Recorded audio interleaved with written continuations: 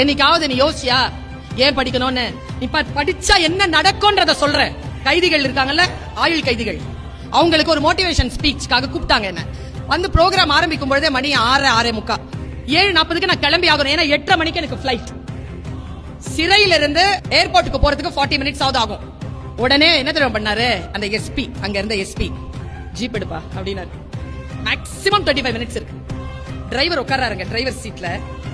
SP sir போய் முன்னால உட்காராரு. SP sir முன்னால உட்காந்து பின்னால யாரும் உட்கார முடியாதுங்க.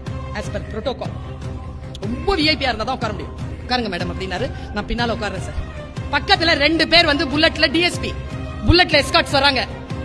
8:05 உள்ள போயாச்சு. அப்ப எஸ்பி சார்ல have a nice trip man அப்படினு சொல்லி போனார். அப்ப டிஎஸ்பி அவருடைய கேடர் என்னன்னு தெரியல, முத்துப்பாண்டின்னு ஒரு போலீஸ் ஆபீசர். அவர் மேம் ஒரே நிமிஷம் மேம் அப்படின்னாரு. சார் இந்த காட்சி இல்ல மேடம், இதை நான் என் மகளுக்கு சொல்ல போறேன் மேடம். என்னது சார்? நீங்க யாரு மேடம்? உங்களுக்காக கெஜ்ரிவால் சார் நிக்கிறாரு, உங்களுக்காக எங்க எஸ்பி சார் வந்து முன்னால சீட்ல உட்கார்ந்துட்டு வராரு, உங்களை கூட்டிட்டு வந்து மரியாதையா நாங்க வந்து ஒரு இடத்துல கொடுக்கிறோம். எங்க துறையில ஹையர் போஸ்ட்ல இருக்கிறவங்க உங்களுக்காக நின்னு இவ்வளவு பணியாற்றி இருக்காங்க. நீங்க யாருன்னு யோசிச்சு பார்த்த மேடம்? நீங்க யாருமே இல்ல மேடம், உங்களுக்காக இல்ல மேடம் இந்த மரியாதை.